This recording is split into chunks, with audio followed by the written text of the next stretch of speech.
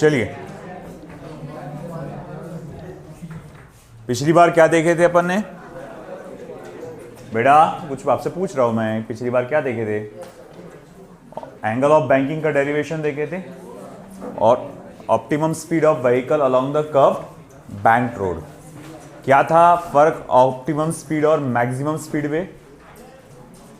अगर optimum speed level को आप क्रॉस करते हैं तो प्रॉब्लम क्या जाती है कि गाड़ी आपकी हल्का सा उसका जो टायर है वो घसते हुए जाएगा आपका, है ना, हालांकि गाड़ी पलटेगी नहीं, है ना।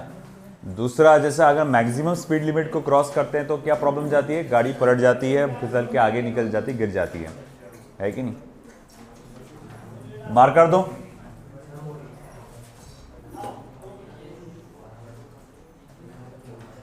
तुम पहले ब्लैक वाला मार्कर दे दो।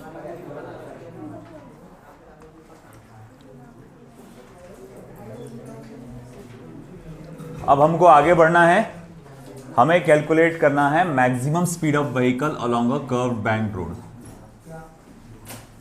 Maximum speed of vehicle along curve banked road.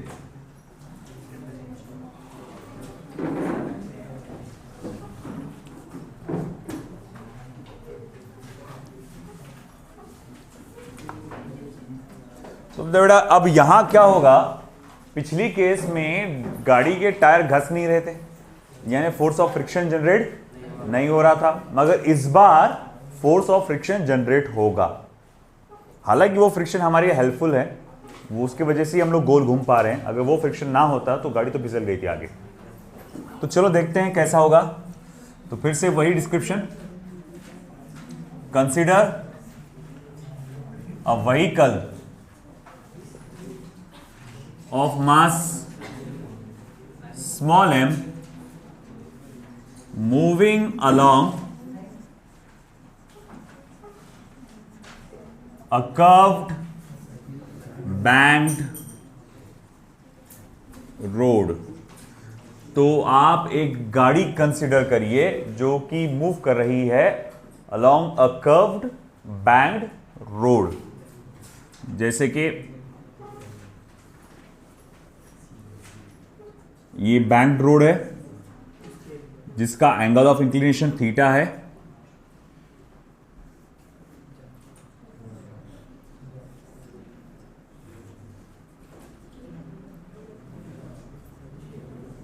Okay. और इस तरह से ये गाड़ी यहां पर से मूव हो रही है। Let R be the radius of curved road। मान के चलो आपका R जो है रेडियस ऑफ कर्व्ड रोड है, theta is angle of banking,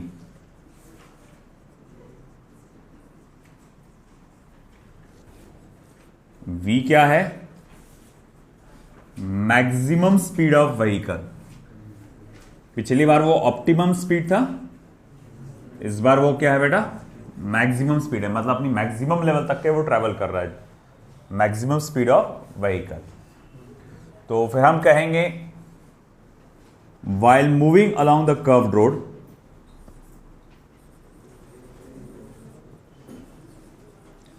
while moving along the curved road,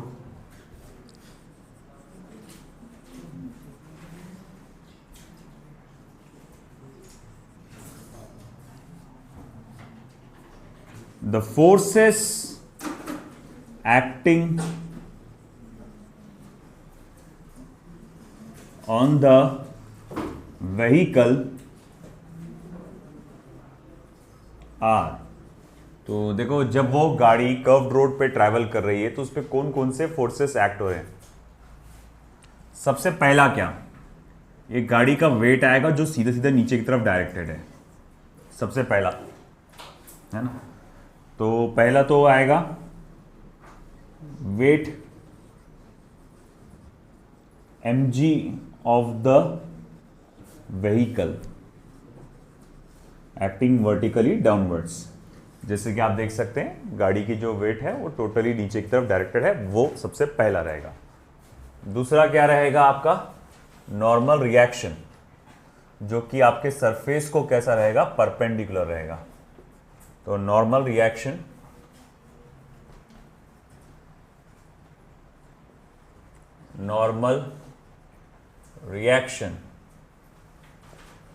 which is perpendicular to the road surface। तो दूसरा जो है वो है नॉर्मल रिएक्शन जो रोड सरफेस को एकदम परपेंडिकुलर है। मगर अब इसके अलावा एक और रहेगा फोर्स, वो क्या रहेगा, फोर्स ऑफ फ्रिक्शन। अब देखो क्या है, हमारी जब गाड़ी ऐसा टर्न लेती है तो उसका गाड़ी को सेंट्रीफ्यूगल फोर्स बाहर की तरफ खींचता है ना, और आपको फोर्स ऑफ फ्रिक्शन उसको बाहर जाने से बचाता है। तो जिस डायरेक्शन में मोशन होने की पॉसिबिलिटी होती है उसकी अपोजिट डायरेक्शन में लगता है फोर्स ऑफ फ्रिक्शन। तो मैं बोलूँ गाड़ी की पॉसिबिलिटी है कि वो उधर चला जाएगा बाहर, तो फोर्स ऑफ फ्रिक्शन फिर इसको कहाँ लगेगा, इस साइड में। ये रहेगा the direction of force of friction, है ना। तो मैं तीसरा जो लूंगा वो रहेगा force of friction along the incline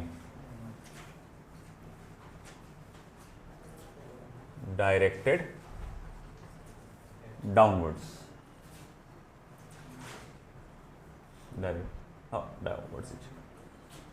downwards बोलना सही नहीं रहेगा, directed along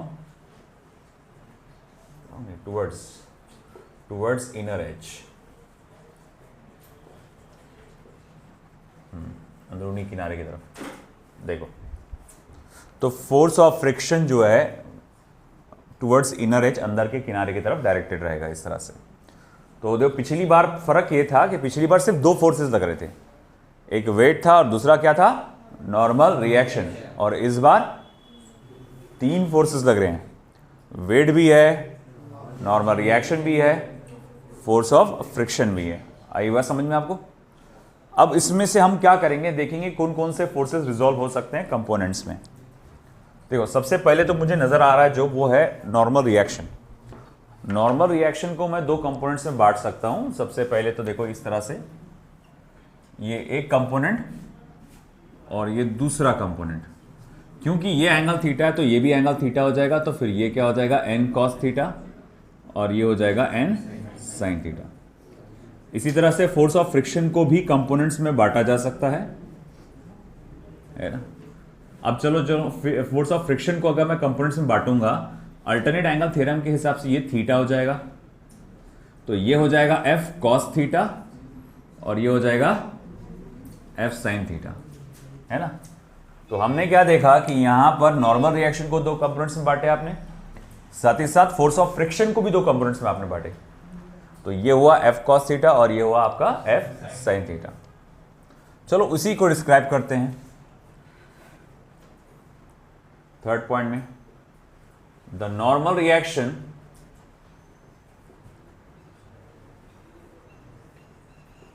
can be resolved into two components।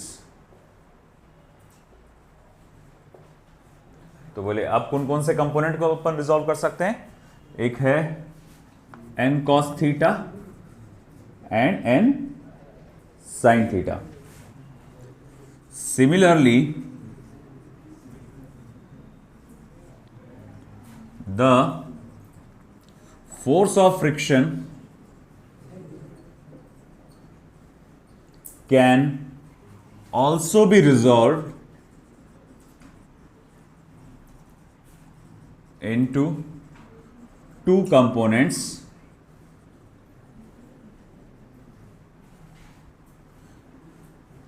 f cos theta and f sin theta। तो ये सारा चीज हमने डिस्क्राइब कर दिया कि आप नॉर्मल रिएक्शन को दो कंपोनेंट्स में बांट सकते हैं, फोर्स ऑफ फ्रिक्शन को भी कंपोनेंट्स में बांट सकते हैं। इसका फ्री बॉडी डायग्राम बना लो। फ्री बॉडी डायग्राम में हम क्या करते हैं, बॉडी को एक छोटे से पॉइंट मास या एक्चुअल उससे बता देते हैं।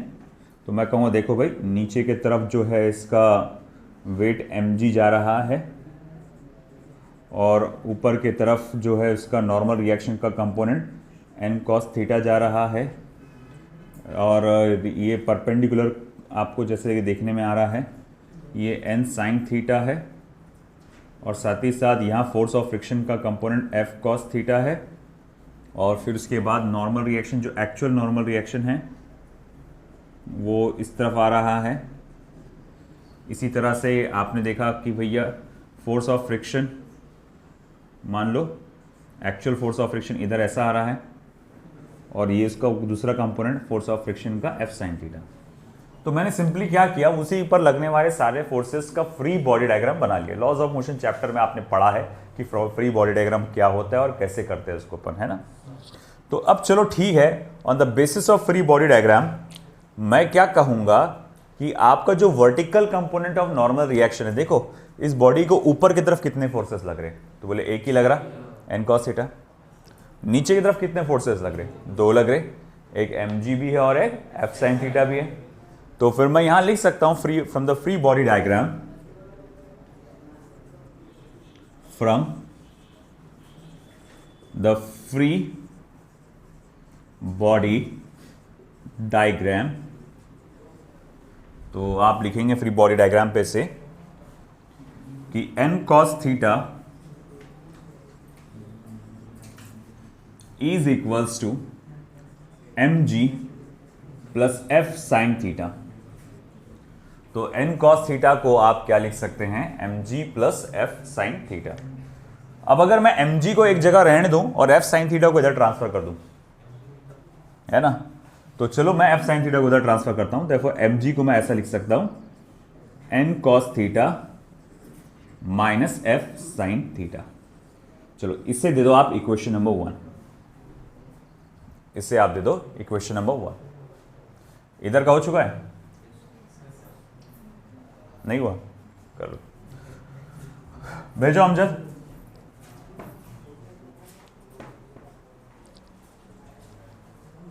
अहमद,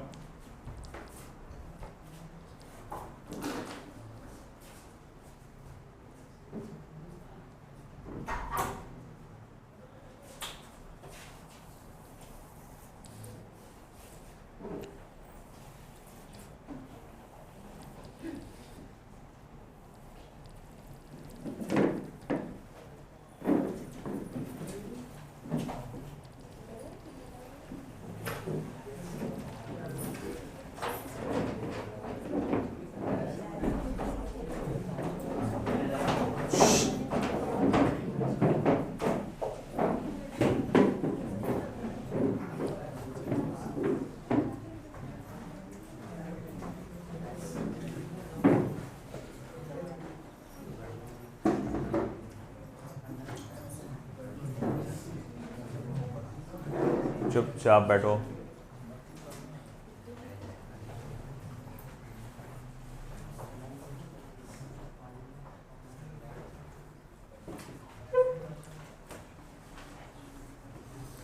तो अब तक के हम लोग ने देखा, एक गाड़ी को हम इमेजिन कर रहे हैं जिसका मास m है, रेडियस जो कि ट्रैवल कर रही है एक ऐसे रोड पर, ऐसे कर्व्ड रोड पर जिसके कर्व का रेडियस r है, एंगल ऑफ बैंकिंग थीटा है और वो ट्रैवल कर रही है अपनी मैक्सिमम स्पीड v से। तो वो मैक्सिमम स्पीड से ट्रैवल करने के कारण वहां पर अब फ्रिक्शन पैदा हो रहा है। तो हमने देखा कि भाई पता लगाओ कि कौन कौन से फोर्सेस एक्ट हो रहे हैं गाड़ी पे जब वो गाड़ी कर्व्ड रोड पे जा रही है। तो सबसे पहला ये देखा गया कि उस पर एक फोर्स लग रहा है, उसका खुद का वेट एक्टिंग वर्टिकली डाउनवर्ड्स। दूसरा देखा गया normal reaction perpendicular to the surface of the road surface. फिर एक है फोर्स ऑफ फ्रिक्शन जो कि इंक्लाइन के साथ साथ है directed towards the inner as, अंदरूनी किनारे की तरफ। फिर हमने कहा कि हम नॉर्मल रिएक्शन को दो कंपोनेंट्स में बांट सकते हैं, एक आएगा n cos थीटा और दूसरा आएगा n sin थीटा। इसी तरह फोर्स ऑफ फ्रिक्शन को भी दो कंपोनेंट्स में बांट सकते हैं, f cos थीटा और ये f sin थीटा। फिर हमने कहा कि देखो अगर आप फ्री बॉडी डायग्राम बनाते हैं, मैंने बताया इसका फ्री बॉडी डायग्राम कि इस पे कौन कौन सी डायरेक्शन में कौन कौन से फोर्सेस लग रहे हैं। हमने कहा देखो ऊपर की तरफ n cos थीटा, नीचे की तरफ mg और f sin थीटा और नॉर्मल रिएक्शन इस तरह से इंक्लाइन। है ना, और ये इस साइड में जो है आपका एफ कॉस थीटा और एन साइन थीटा और फोर्स ऑफ फ्रिक्शन इस तरफ। तो हमने कहा कि ठीक है फ्री बॉडी डायग्राम बनाओ, तो फ्री बॉडी डायग्राम देखकर साफ पता चल रहा है कि एन कॉस थीटा ये दोनों फोर्सेस को बैलेंस कर रहा है, यानी n cos theta is equals to m g plus f sine theta. अब मैंने कहा एक काम करो, एम जी को एक जगह रहने दो, एफ साइन थीटा को उधर ट्रांसफर करो। तो आपने कहा m g is equals to n cos theta minus f sine theta हो जाएगा। अब सिमिलरली मुझे ये देखना है कि भैया देखो टर्न इस तरह से ले रही है गाड़ी, तो कितना फोर्स है जो सर्कल के सेंटर की तरफ डायरेक्टेड है। कौन कौन सा फोर्स है जो आपको नजर आ रहा है कि सर ये सर्कल के सेंटर की तरफ डायरेक्टेड है? बोलो बोलो। एफ कॉस थीटा और एन साइन थीटा ये दोनों भी सेंटर की तरफ डायरेक्टेड है। तो ऐसा फोर्स जो सेंटर की तरफ डायरेक्टेड होता है वो कौन सा फोर्स होता है? सेंट्रीपिटल फोर्स, है ना। तो मैं ये नहीं कह सकता कि एन साइन थीटा और एफ कॉस थीटा ये सेंट्रीपिटल फोर्स प्रोवाइड कर रहे हैं। तो फिर मैं यहां लिखूंगा नेक्स्ट पॉइंट में, यहां पे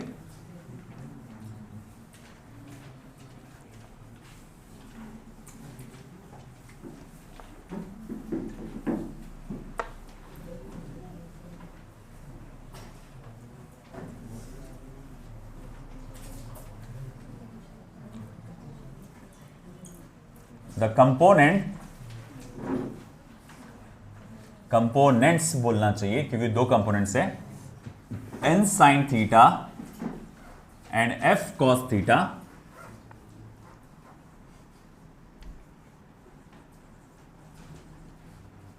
प्रोवाइड्स नेसेसरी सेंट्रीपिटल फोर्स। तो ये कंपोनेंट्स जो है n sine theta and f cos theta ये जरूरी सेंट्रीपिटल फोर्स प्रोवाइड करते हैं।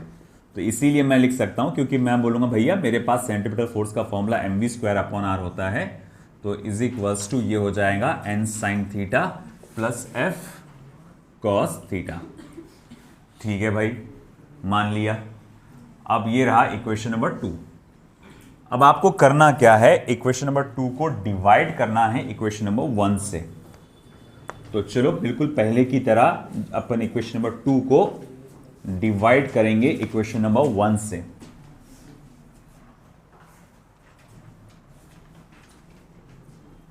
तो इक्वेशन 2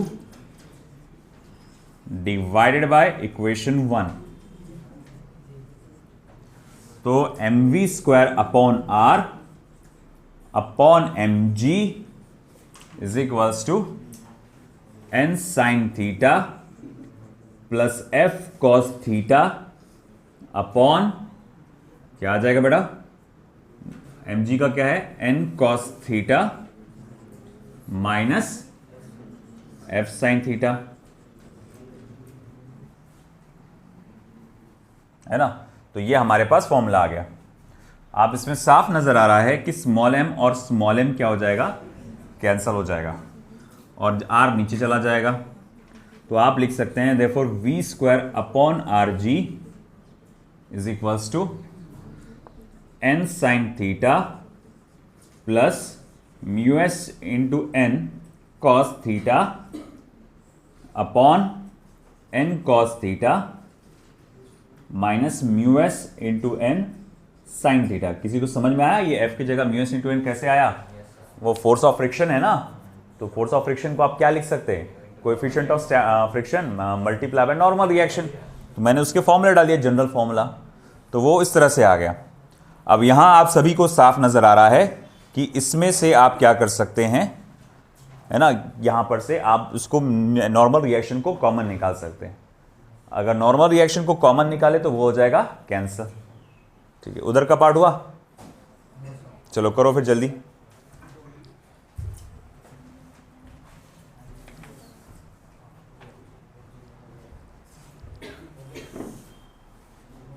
सबका नहीं हुआ।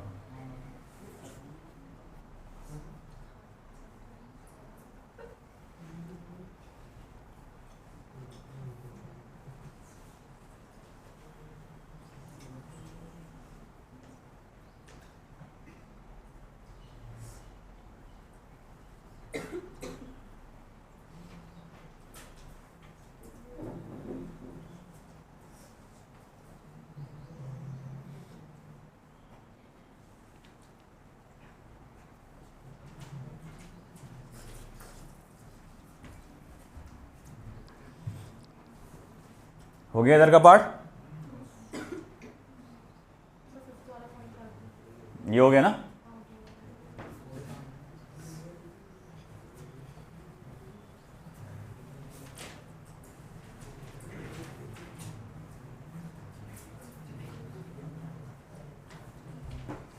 तो भैया देखो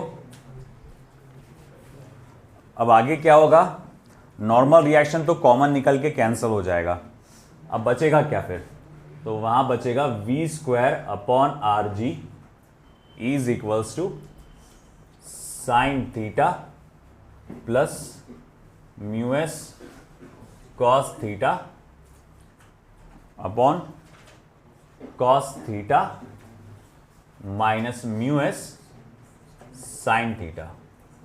अब अगले स्टेप पर गौर से देखना, मैं यहां से कॉस थीटा कॉमन निकालने वाला हूं। यहां कॉस थीटा है वो तो निकल जाएगा, तो बचेगा सिर्फ म्यू एस। यहां कॉस थीटा है तो वो तो निकल जाएगा, बचेगा सिर्फ 1। मगर यहां और यहां तो कॉस थीटा है नहीं।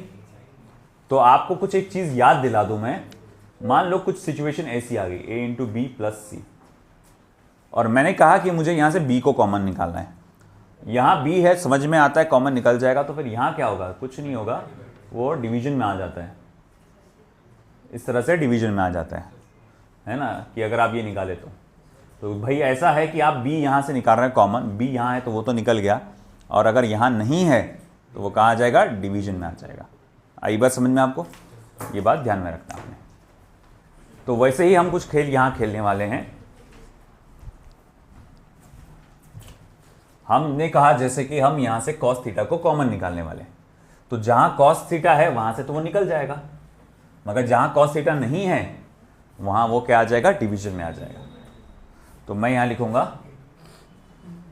आगे, therefore v square upon R G is equals to cos theta, ये हो जाएगा sin थीटा अपॉन cos theta plus mu S upon cos theta 1 minus mu S sine theta upon cos theta. फिर ये cos theta हो गया cancel. Okay, फिर उसके बाद क्या होगा, sign theta upon cos theta क्या होता है, तो बोले तो टेन थीटा होता है। तो क्या करूंगा मैं, उसकी जगह टेन थीटा पुटअप करूंगा, सब्स्टिट्यूट करूंगा।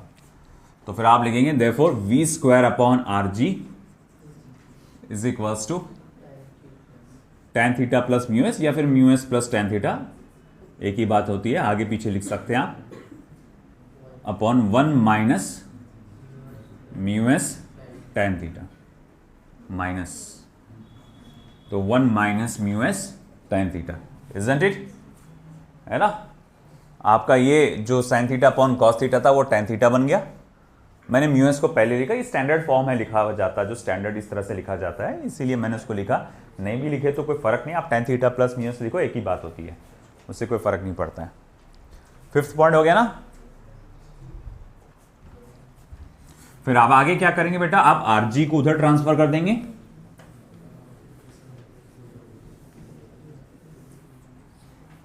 तो चलो मैं आर जी को उधर ट्रांसफर कर दूंगा। Therefore we square is equals to r g, फिर चलो इसको पूरा ब्रैकेट में ही ले लेते हैं एक साथ, mu s plus tan theta upon 1 minus mu s into tan theta, ये हमारे पास आ गया। अभी ले लो उसका square root, v is equals to under root of are g mu s plus tan theta upon 1 minus mu S tan theta, ये हमारे पास रिक्वायर्ड आंसर है। और ये बोर्ड एग्जामिनेशन के लिए बहुत इंपॉर्टेंट आपका डेरिवेशन है ना। Maximum speed of a vehicle along a curved banked road.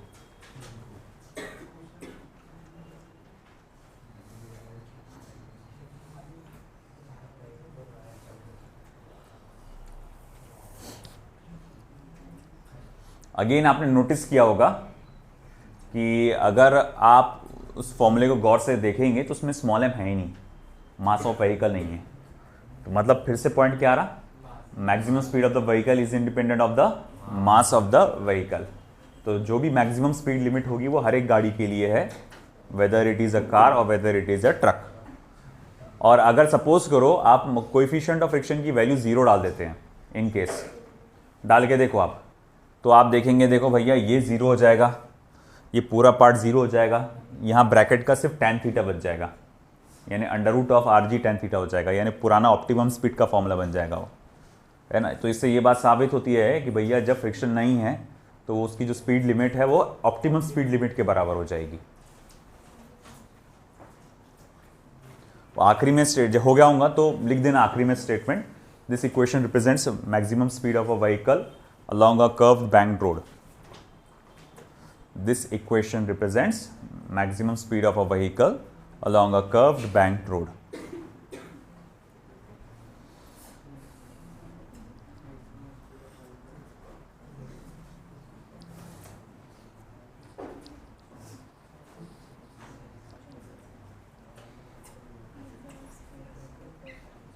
This equation represents maximum speed of a vehicle. This equation represents maximum speed of a vehicle along curved banked road. Along curved banked road, which is independent of mass of the vehicle. Which is independent of mass of the vehicle.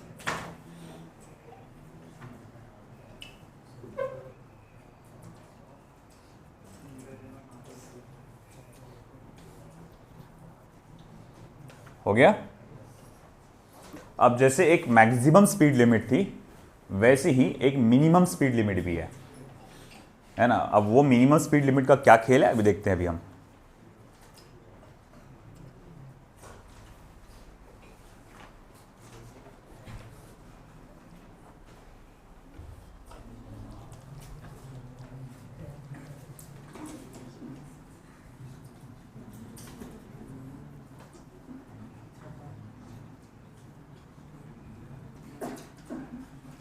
पूरे मिटाना पड़ेगा।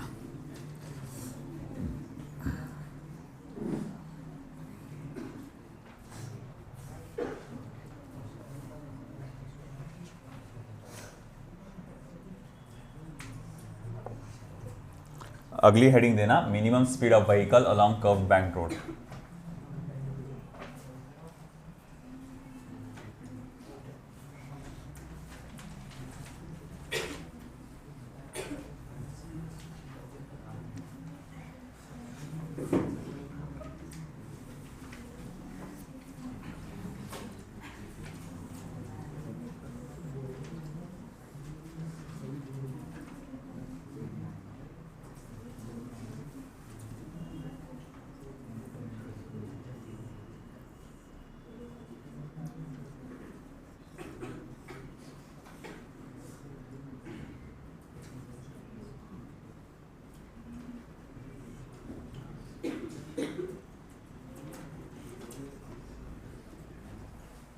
Minimum speed का मसला क्या है, देखो कैसा है कि गाड़ी जो है एक इंक्लाइन रोड सरफेस पे है।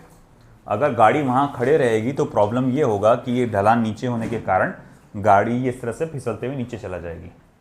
तो गाड़ी का मोशन किस डायरेक्शन में होगा, टुवर्ड्स द इंक्लाइन, है ना, नीचे की तरफ होगा उसका। और हम चाहते हैं कि वो वहाँ पर गिरने से बच जाए। जैसे कि अभी जैसे रिसेंटली एक जैसा हम लोग देख रहे थे यूट्यूब पे, मैंने एक शॉर्ट देखा था, तो उसमें क्या है कि एक शॉर्ट होता है ना यूट्यूब पे, है ना, इंस्टाग्राम पे रील होती है, यूट्यूब पे शॉर्ट्स होता है। तो भाई उसमें एक देखा था कि एक आदमी जो है वो एक कुएं जैसे इसमें फंस जाते हैं, 2-3 लोग हैं वो फंस जाते हैं उसके अंदर, बाहर निकलना जमता नहीं। तो वो क्या करता, पहले तो एक उसमें बताता हूँ, चलो चल के देखता, वो जा नहीं पा रहा, तो एक लड़का क्या करता कि उसमें वो ऐसा भागने लगता, वो गोल गोल, और भागते भागते भागते भागते ऐसा करते करते वो बाहर निकल जाता। तो मतलब वही सरफेस जिस पर वो अगर खड़ा होता तो वो नीचे गिर जाता, मगर वहीं पे वो गोल गोल ऐसा भागता तेजी से, जिसके कारण वो भैया एक उसको एक ऐसा फोर्स मिलता है कि वो पूरा बाहर निकल जाता, गिरता नहीं नीचे। तो भैया सिचुएशन यही है कि इस ढलान पे अगर गाड़ी खड़ी हुई है तो प्रॉब्लम ये जाएगी कि गाड़ी फिसल के इधर आ जाएगी, तो गाड़ी को मूव करना है। तो कम से कम तुमको कितनी स्पीड से मूव करना पड़ेगा ताकि वो गाड़ी इस तरफ स्लाइड होके ना आए, हमको वो कैलकुलेट करना है। तो देखो पूरा प्रोसीजर जैसे कि वैसी ही है पहले के ऐसा, पूरा प्रोसीजर जैसे कि वैसी है, सिर्फ एक चीज का फर्क आता है, वो है फोर्स ऑफ फ्रिक्शन का डायरेक्शन। सिर्फ एक चीज का फर्क आएगा, क्योंकि गाड़ी की टेंडेंसी क्या है, कहां स्लिप होने वाली है वो, इधर। तो भैया जब गाड़ी की टेंडेंसी इधर स्लिप होने की है तो फोर्स ऑफ फ्रिक्शन क्या का लगेगा उसको, बाहर की तरफ, है ना। तो अब आपको फोर्स ऑफ फ्रिक्शन यहां बाहर की तरफ लगेगा, अकॉर्डिंगली आपको फिर डायग्राम बनाने पड़ेंगे। तो चलो देखते हैं, इधर का पार्ट हो गया पूरा। तो हम अभी जा रहे हैं minimum speed of a vehicle along a curve bank road के लिए।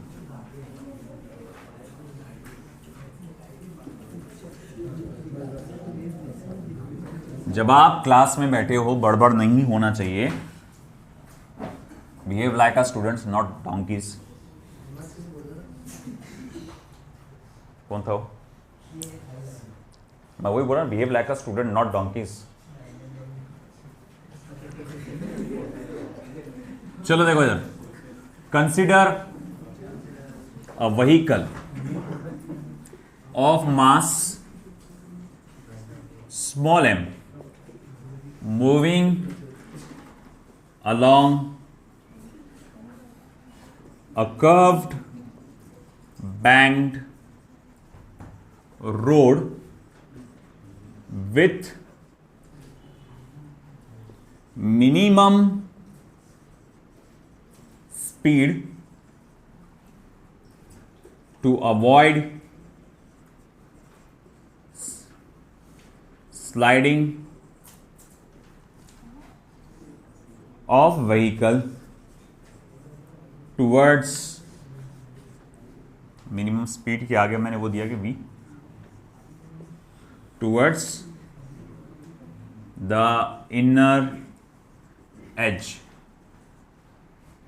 तो एक व्हीकल को इमेजिन करिए जिसका मास कैप स्मॉल m है, वो मूव कर रहा है along a curved bank road with minimum speed v, और वो v ऐसी स्पीड है कि उससे वो नीचे नहीं गिरेगा, it will avoid sliding towards the inner edge. Let r radius of curved road theta angle of banking. v को तो पहले ही बता चुका हूं मैं, आपका अगर F बोला जाए तो force of friction to prevent sliding. तो नॉमेनक्लेचर्स जो हम लोग इस्तेमाल करने वाले हैं, हमने उसको लिस्ट बना लिया।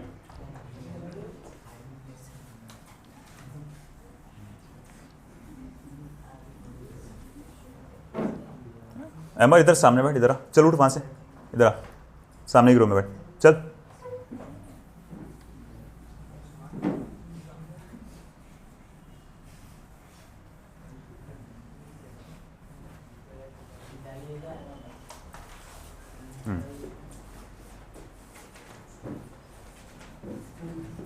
तो ठीक है भाई, अब यहां आगे क्या, सबसे पहले तो लिस्ट बनाएंगे अपन सारे फोर्सेस की जो उस पर लग रहे हैं, है ना। तो फिर मैं नेक्स्ट पॉइंट में लूंगा the forces acting on the vehicle are. तो नंबर 1 वेट mg एक्टिंग वर्टिकली, एक minute, force of friction to prevent sliding है ना, एक्टिंग वर्टिकली डाउनवर्ड्स। तो फोर्स ऑफ फ्रिक्शन जो कि पूरा तरह से नीचे की तरफ, sorry weight mg acting vertically downwards, उसका वेट mg जो कि नीचे की तरफ डायरेक्टेड है। तो गाड़ी की सेंटर ऑफ ग्रेविटी से मैं उसका वेट बताऊंगा, mg एक्टिंग वर्टिकली डाउनवर्ड्स। दूसरा normal reaction perpendicular to the road surface. Normal reaction जो कि रोड सरफेस को कैसा होगा, परपेंडिकुलर होगा। तो चलो भैया, ये रहा आपका नॉर्मल रिएक्शन जो रोड सरफेस को परपेंडिकुलर है। तीसरा कौन सा फोर्स लगने वाला है इसको? Force of friction. Force of friction acting along the road surface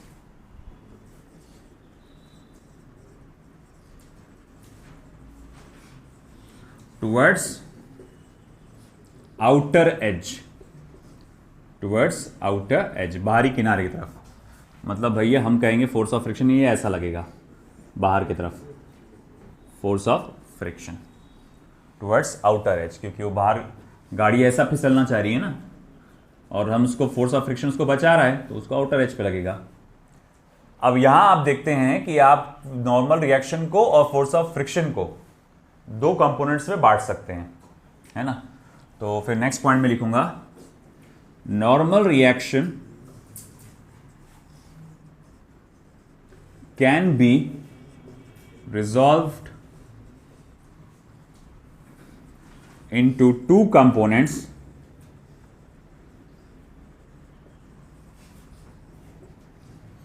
n cos theta and n sin theta. Similarly, force of friction can also be resolved into two components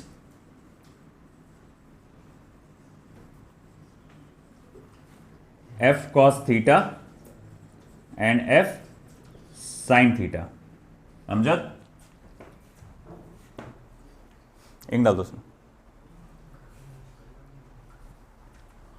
तो भैया हमने देखा कि भाई नॉर्मल रिएक्शन को दो components में आप बांट सकते हैं। तो देखो इसी तरह से, तो ये एक कंपोनेंट आएगा n cos थीटा और ये कंपोनेंट आएगा n sin थीटा। और फोर्स ऑफ फ्रिक्शन को भी दो कंपोनेंट्स में बांटेंगे आप। तो देखो ये एक कंपोनेंट जाएगा और एक ये कंपोनेंट जाएगा। देखो बाय एडजेसेंट एंगल थ्योरम, अगर ये थीटा है तो ये भी एंगल थीटा आएगा, तो उस हिसाब से ये रहेगा f cos थीटा और ये रहेगा f sin थीटा, है ना। तो हमने देखा, एक मिनट, थैंक यू। तो हमने देखा कि भाई ठीक है, फोर्सेस कुछ इस तरह से बन गए ओवरऑल। इसका बना लो फ्री बॉडी डायग्राम, तो उससे इजी जाएगा समझने में। तो भैया हुआ ऐसा कि वेट mg आया नीचे और नॉर्मल रिएक्शन का कंपोनेंट n cos थीटा और साथ ही साथ ऊपर कौन है, f sin थीटा, तो वो आया ऊपर। फिर उसके बाद इसका component n sin theta normal reaction का इधर आया। तो चलो इसको हम लोग जोड़ के एक बना लेंगे, तो ये आपका एक्चुअल नॉर्मल रिएक्शन का डायरेक्शन आ जाएगा, जो कि एंगल थीटा बना रहा है विद वर्टिकल कंपोनेंट्स। और देखो फोर्स ऑफ फ्रिक्शन थोड़ा सा ऊपर की तरफ जा रहा है, f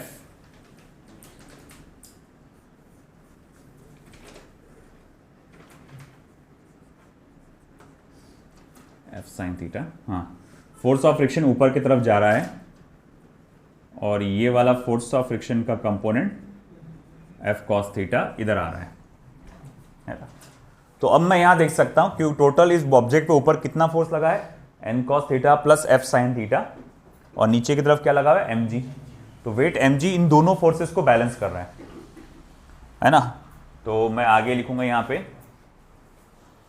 इधर का पार्ट हो चुका है, पॉइंट नंबर 1।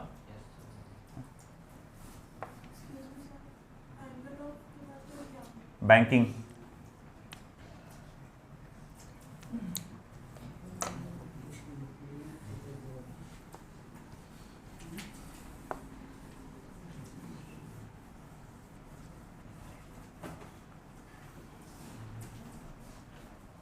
तो मैं लिखूंगा from free body diagram, from free body diagram. अगर आप फ्री बॉडी डायग्राम का यूज करते हैं तो मैं यहां लिख सकता हूं mg is equals to n cos theta plus f sin theta and total force directed towards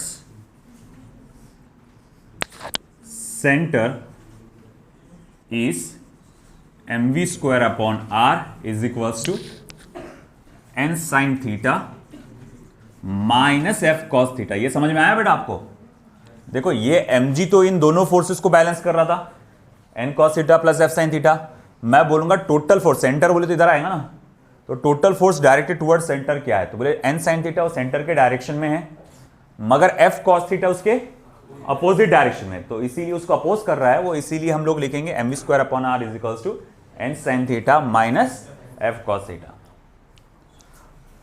अब ऐसा है कि चलो ये तो था आपका इक्वेशन नंबर 1 और ये था equation number 2।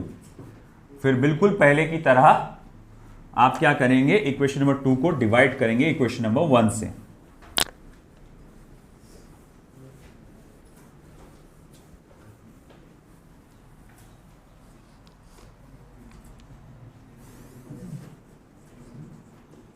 Equation number 2 divide by equation number 1।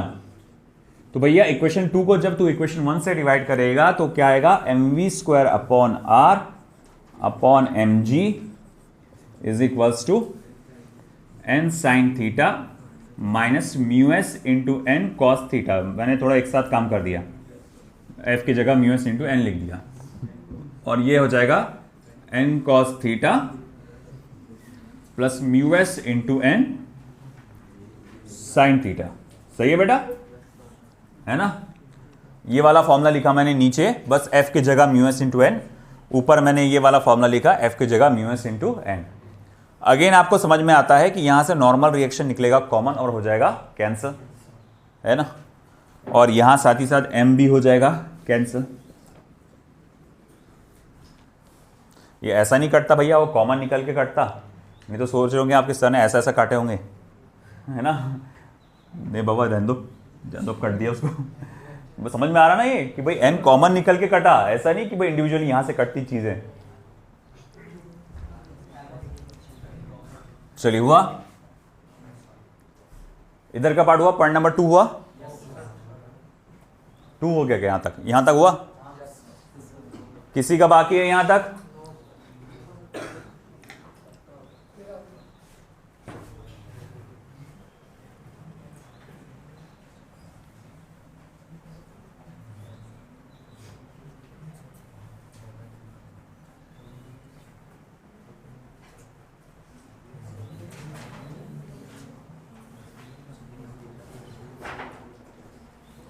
तो अब ये फॉर्मूला ऐसा हो जाएगा कि r चला जाएगा नीचे, तो फॉर्मूला बनेगा ऐसा, therefore v square upon R G is equals to sine theta minus mu S या mu cos theta upon cos theta minus mu S sine theta.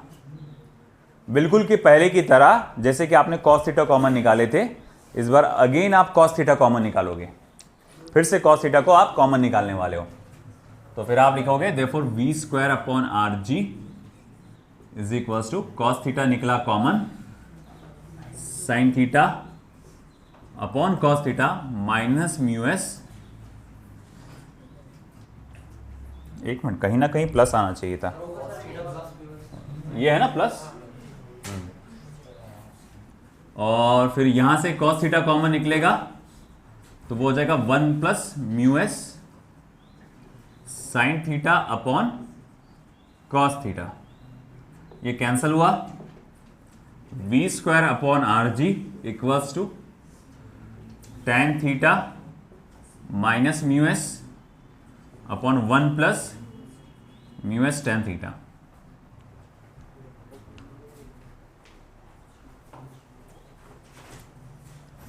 Point number 3 हो गया, किसी का बाकी है?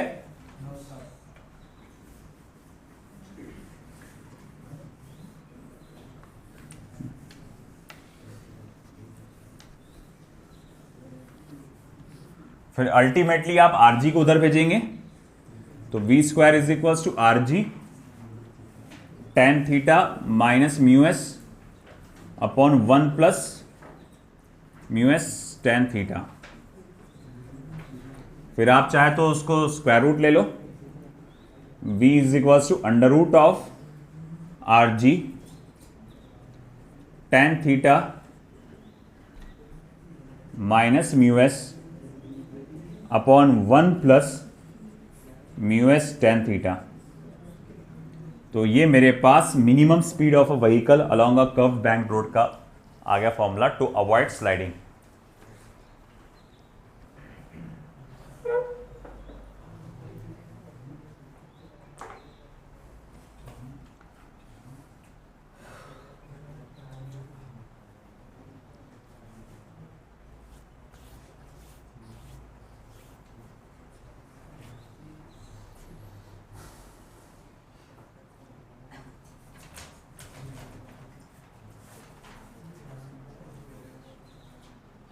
जाने से पहले मैंने बोला था डीपीपीज लेके जाना, आप लोग दिए नहीं। आपका काम है ऑफिस में जाओ, डीपीपीज की डिमांड करो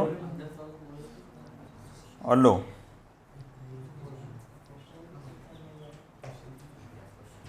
ओ बेहतरीन है काम। आज सैटरडे है ना? हाँ अच्छा, मैंने टेस्ट वेस्ट बोला क्या पे रहेगा करके नेक्स्ट।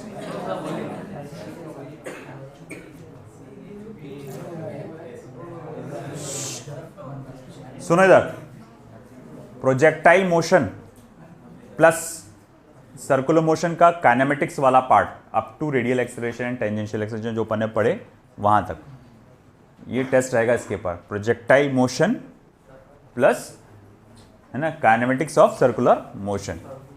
तो ये दो चीजों पे आपको फोकस करना है। कल नहीं है टेस्ट, प्रोबेबली मंडे या ट्यूसडे को होगा। कल लेक्चर होगा।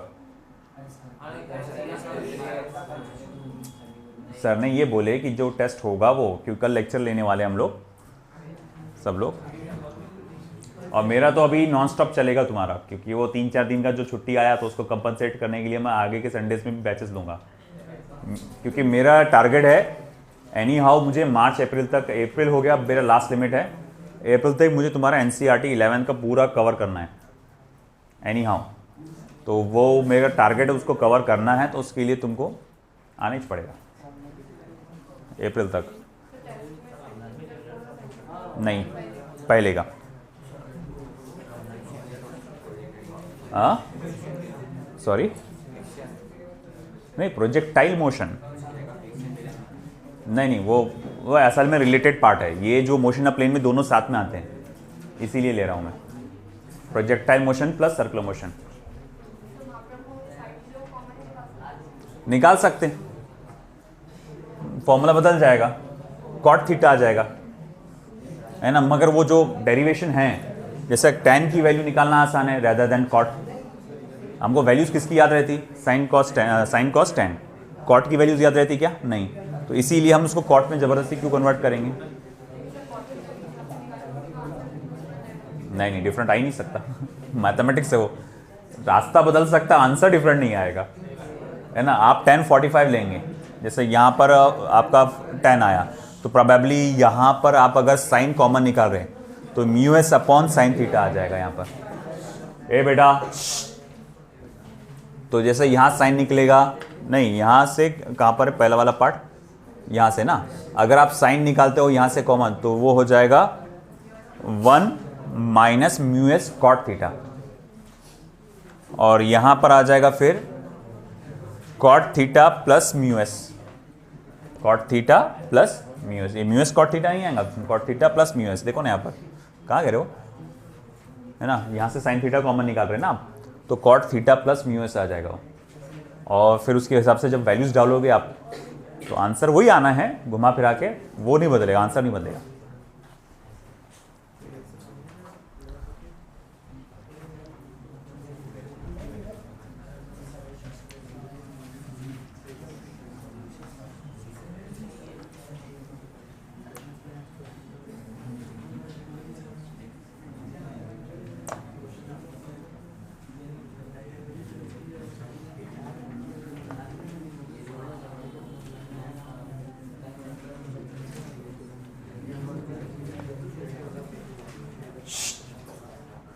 खाली बर्तनों के जैसा मत बजो, चुपचाप बैठे रहो। तू ढोल क्यों बज रहा? हाँ,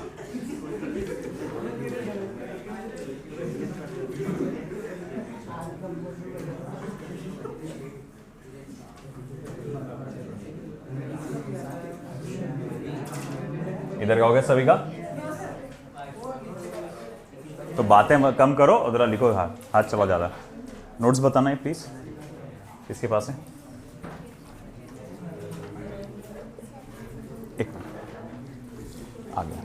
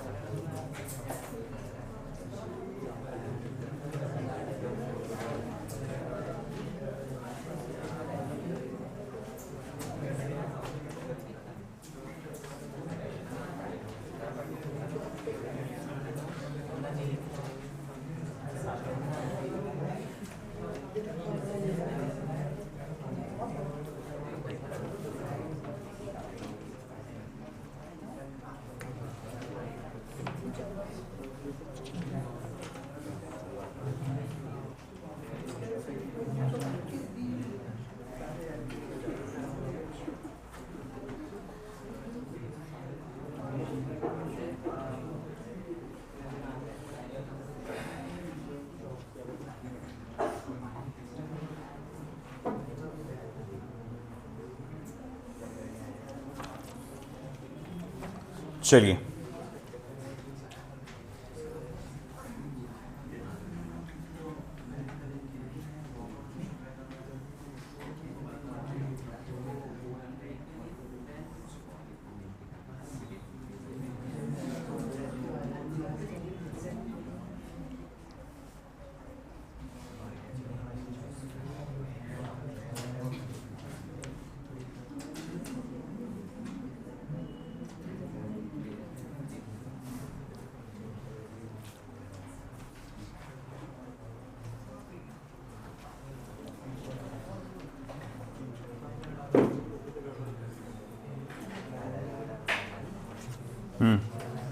minimum speed of a vehicle in a well of death और वॉल ऑफ डेथ। जनरली हम लोग जो देखते हैं सर्कस में या फिर इधर उधर, जो मौत का कुआं जिसको बोलते हैं हम लोग, उस सिचुएशन में, तो अगर आपके पास एक जो पर्टिकुलर मौत का कुआं है जिसका एक पर्टिकुलर रेडियस है ना, तो हम जानना चाहते हैं कि उसमें कम से कम कितनी स्पीड से गाड़ी चलाना पड़ेगा ताकि वो गाड़ी नीचे गिर ना सके। तो यही मिनिमम स्पीड का डेरिवेशन देखना है। फोर्स ऑफ फ्रिक्शन का अगर कंसेप्ट आपको अच्छे से आता है तो ये इजीली जम जाएगा, उसमें कुछ भी नहीं है। तो देखो कैसे, आप इमेजिन करो कि यहां एक व्हीकल है जो गोल गोल घूम रहा है वेल ऑफ डेथ पे। तो जब वो वेल ऑफ डेथ पे व्हीकल गोल गोल घूमेगा तो वो क्या करेगा? सर्कुलर मोशन परफॉर्म करेगा। तो मैं लिखूंगा consider a vehicle of mass small m moving along the wall of well of death, moving along the wall of well of death. Let r be the radius of well, वो जो कुआं है उसका जो रेडियस है small are पकड़ के चलिए आप। वी क्या है? मिनिमम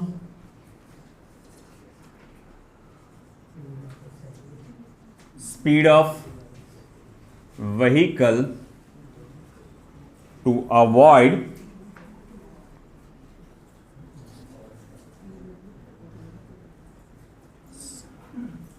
स्लाइडिंग, कम से कम जो स्पीड है आपकी व्हीकल की होना चाहिए towards sliding.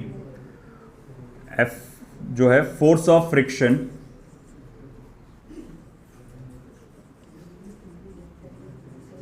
Between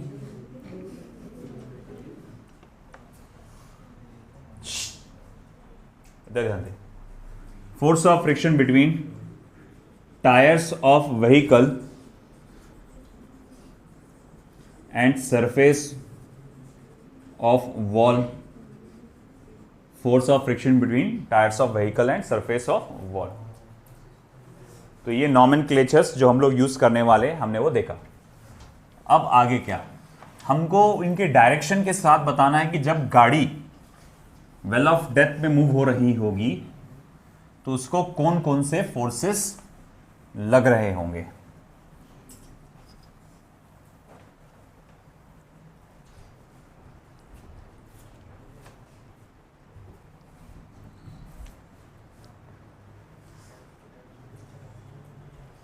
While moving along the wall,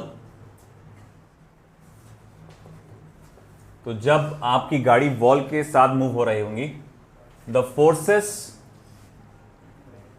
acting on the vehicle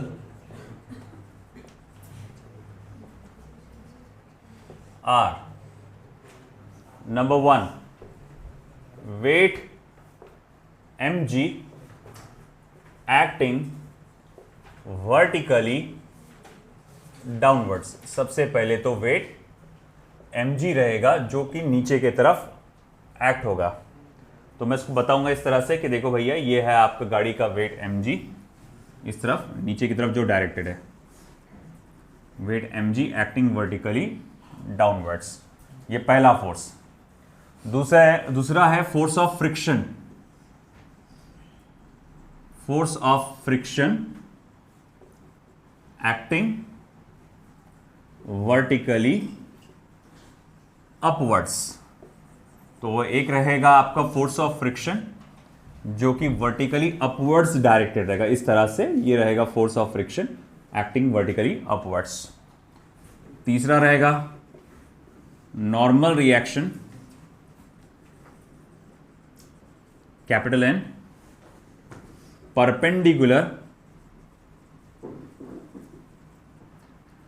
to the surface of wall। तो एक नॉर्मल रिएक्शन रहेगा जो कि परपेंडिकुलर रहेगा to the surface of the wall, क्योंकि गाड़ी का सेंट्रीफ्यूगल फोर्स बाहर की तरफ फेंकेगा और नॉर्मल रिएक्शन उसको अंदर की तरफ ढकेलेगा, है ना, सेंटर की तरफ। ओके, अब हम कहेंगे आगे द व्हीकल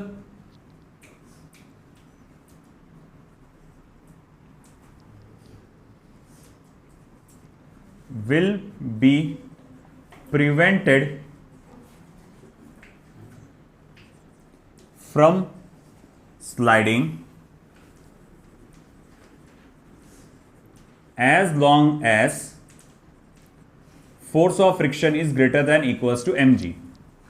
तो जब तक के फोर्स ऑफ स्टैटिक फ्रिक्शन आपका, या लिमिटिंग फ्रिक्शन बोलना चाहिए, not static, force of limiting friction आपके वेट mg से ज्यादा है या उसके बराबर है, तब तक आपकी गाड़ी क्या है, सेफ है, तब तक के वो गाड़ी नीचे स्लाइड होकर नहीं गिरेगी। ठीक है, चलो भाई मान लिया। फोर्स ऑफ लिमिटिंग फ्रिक्शन का फॉर्मूला क्या होगा, तो बोले μs into n greater than equals to mg। Okay भाई, मान लिया। अब नॉर्मल रिएक्शन का डायरेक्शन क्या है, आप देख सकते हैं सेंटर की तरफ है, तो मतलब सेंटर की तरफ है तो मतलब वो क्या प्रोवाइड कर रहा है, सेंट्रीपिटल फोर्स। तो मतलब नॉर्मल रिएक्शन तो भैया सेंट्रीपिटल फोर्स है। इधर का हो गया point 1।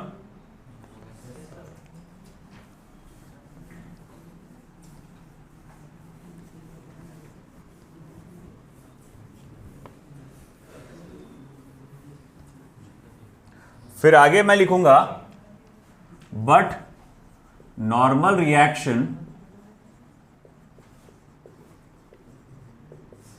provides necessary centripetal force. तो नॉर्मल रिएक्शन आपका नेसेसरी सेंट्रीपिटल फोर्स प्रोवाइड करता है। तो एन को आप क्या लिख सकते हैं, mv²/r। अगर इसने मान लो एंगुलर वेलोसिटी पूछा होता तो मैं नॉर्मल रिएक्शन के जगह ये वाला फॉर्मूला डालता था, mr⍵², क्योंकि ये भी है ना सेंट्रीपिटल फोर्स का फॉर्मूला। अगर उसने पूछा होता what is the minimum angular speed of the vehicle, तो ये मैं आगे सब पूरा डेरिवेशन ओमेगा पकड़ के करता था। तो ठीक है, हमको तो अभी मिनिमम स्पीड पूछा है तो हम बीच पे जाएंगे। तो उस हिसाब से अगर जाते हैं तो थोड़ा सा फॉर्मूला बदल जाएगा। देखो फॉर्मूला क्या हो जाएगा, μs नॉर्मल रिएक्शन की जगह डालो mv²/r greater than equals to mg, है ना। और m और m क्या हो जाएगा बेटा, कैंसल। तो v² is greater than equal to rg/μ, है ना। यानी v is greater than equal to √of rg/μ। तो कहना यह है कि जब तक आपकी वेलोसिटी, देख लो बेटा इधर, जब तक वेलोसिटी आपकी rg/μ से ज्यादा है या उसके बराबर है तब तक वो गाड़ी स्लिप नहीं होगी।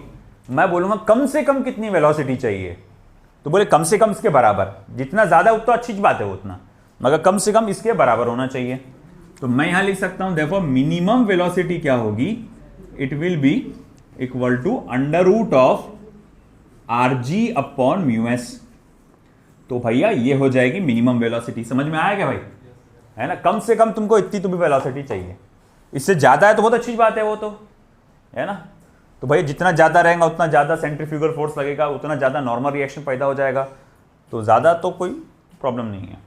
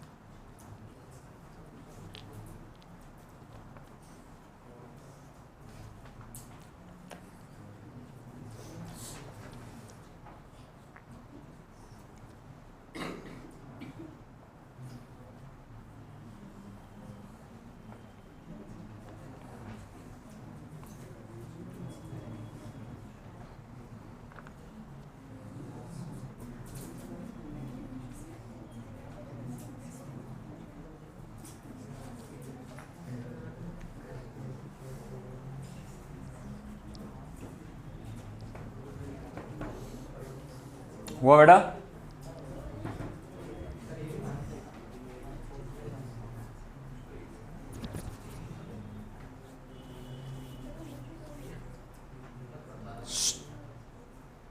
क्या हो गया?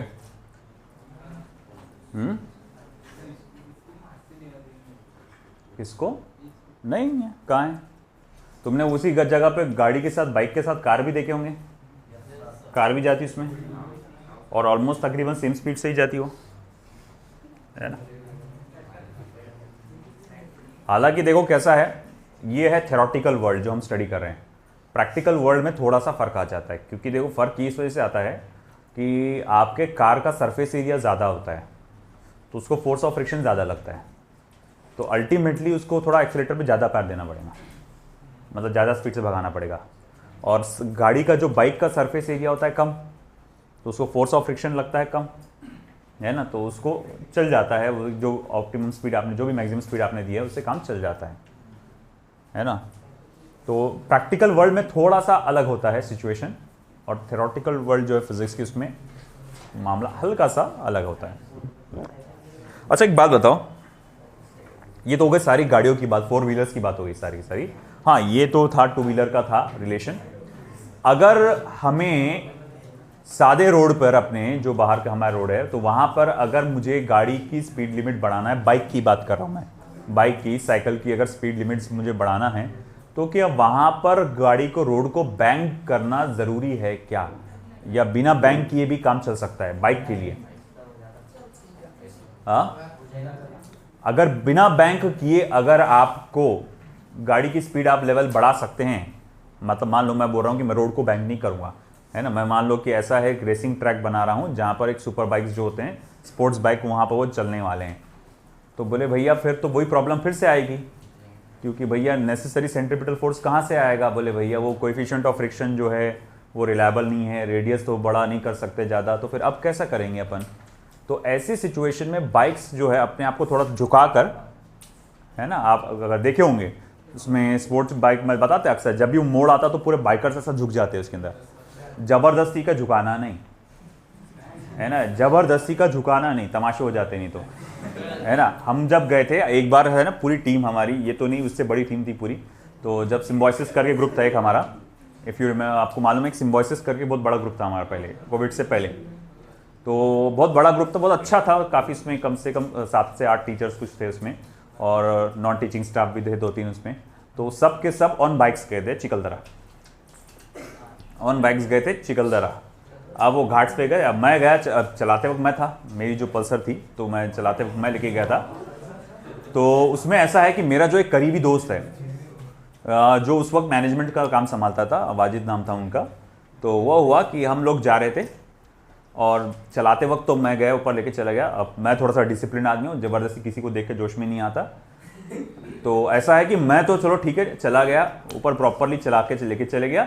अब वहाँ कुछ कॉलेज के लड़का है जो व्हीली कर रहे थे, व्हीली आपको मालूम होगा, बॉयज़ को मालूम है ना, पीछे के उसको चलाना, है ना, स्टॉपी करना, वो सब कर रहे हैं। उसको देखो, इसको जोश आ गया, है ना। अब भाई मेरे को उसके ओवर कॉन्फिडेंस पे पूरा भरोसा था, ओवर कॉन्फिडेंस पे कि कबाड़ करेंगे कुछ ना कुछ।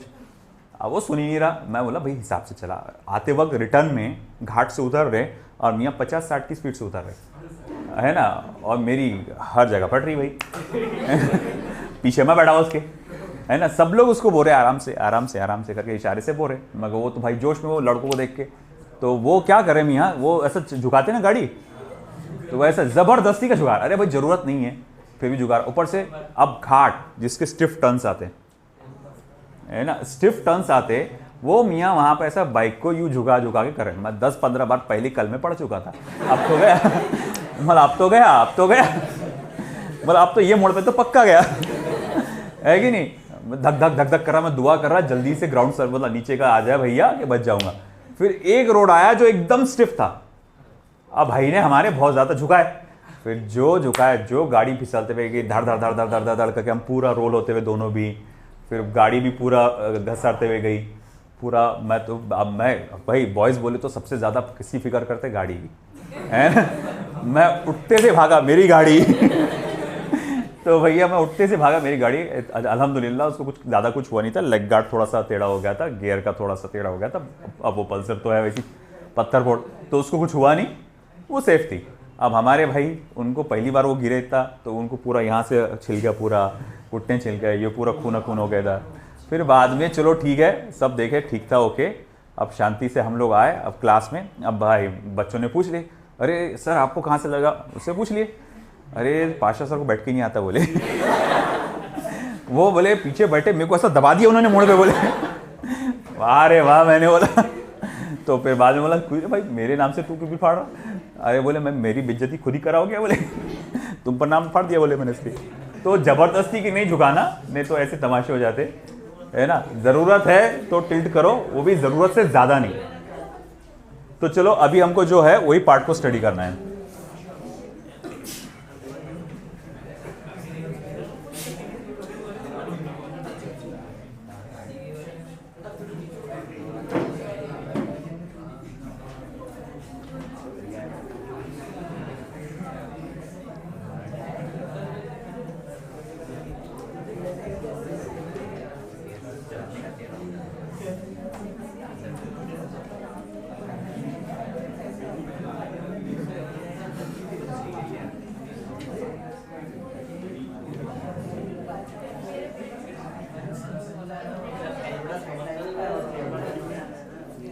चलो इधर दें दो।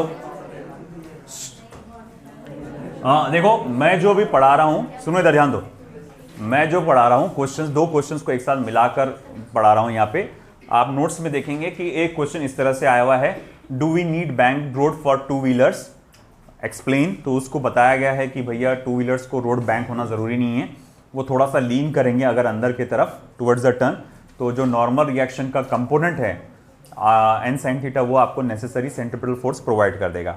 फिर अगला क्वेश्चन ये है कि while driving along the curved circular road a two wheeler rider has to lean with the vertical, why it is so, वही क्वेश्चन को रिपीट किया गया, with what angle the rider has to lean, derive the relevant expression, why such leaning is not necessary for a four wheeler, वो इतना not relevant था question, वो खास नहीं। तो भाई देखो क्या है कि वही चीज को बताया गया है। अब आपको उसमें ये पूछा गया है कि जब कोई गाड़ी जो है आपके बाइक बोलो साइकिल बोलो, जब एक हॉरिजॉन्टल रोड पे आप टर्न लेते हैं तो उसको लीन करना पड़ता है अंदर की तरफ, वो क्यों करना पड़ता है, और अगर आप इतनी पर्टिकुलर स्पीड से ट्रैवल कर रहे हैं तो कितने एंगल से लीन करना पड़ेगा। तो बहुत छोटा सा उसका डेरिवेशन बहुत आसानी से हो जाएगा। मैं टाइटल ऐसा दूंगा, लीनिंग ऑफ बाइक और साइकिल इनवर्स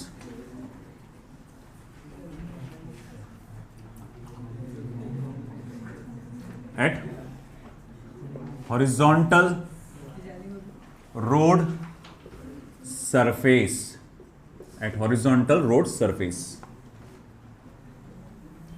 ठीक है, ये हमारा टाइटल है और हम लोग इसको स्टडी करने वाले हैं।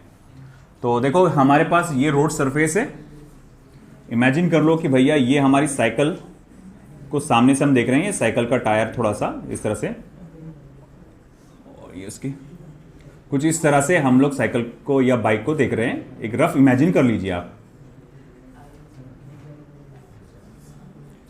तो हम जानते हैं कि भैया जब गाड़ी का टर्न लेते हैं आप तो वो थोड़ा सा टिल्ट हो जाता है। अगर मान लो टर्न इस तरफ लेने वाली है वो, तो राइट इधर टिल्ट करेगी, और अगर इस तरफ टर्न लेने वाला है तो वो अपनी तरफ इधर टिल्ट करेगा। तो चलो देखते हैं। Consider a vehicle, consider a two wheeler बोलना ज्यादा रहेगा सही, of mass small m moving along a horizontal curved road of radius small r, while moving along the curved road, the forces acting on the vehicle are, तो जब ये curve road पे गाड़ी जा रही है तो उस पर कौन कौन से फोर्सेस लगेंगे। सबसे पहले weight mg acting vertically downwards,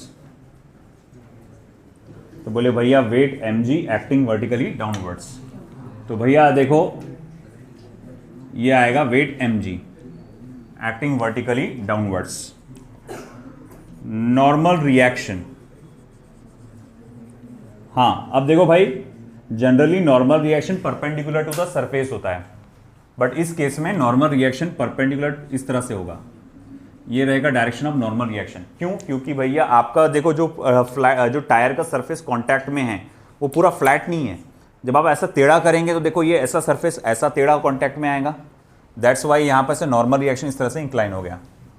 ठीक है, अब देखो यहां पर नॉर्मल रिएक्शन को आप दो कंपोनेंट्स में बांट सकते हैं। चलो ये मान लो इस तरफ टर्न ले रही है गाड़ी, तो नॉर्मल रिएक्शन को दो कंपोनेंट्स में बांटेंगे, और मान लो कि ये एंगल थीटा, उसने थीटा एंगल से लीन किया इसने,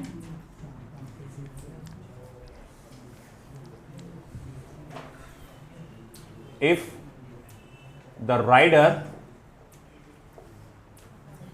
lean towards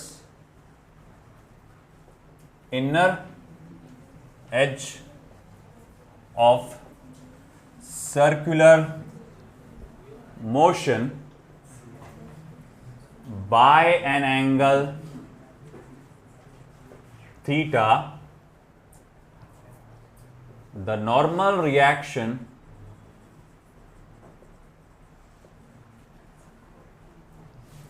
can be resolved into two components. तो नॉर्मल रिएक्शन को आप दो कंपोनेंट्स में रिजॉल्व कर सकते हैं। एक हो जाएगा n cos थीटा और दूसरा क्या हो जाएगा n sin थीटा। ओके, तो फिर मैं बोलूंगा भैया n cos थीटा बैलेंसेस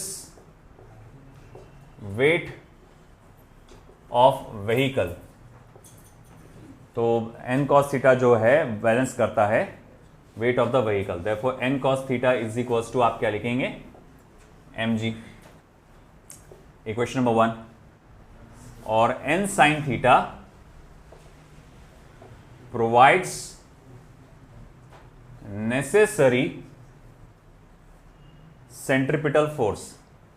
और n sin थीटा आपको जरूरी सेंट्रिपिटल फोर्स प्रोवाइड करता है। तो हम लोग लिखेंगे therefore n sin theta is equals to mv square upon r, equation number 2।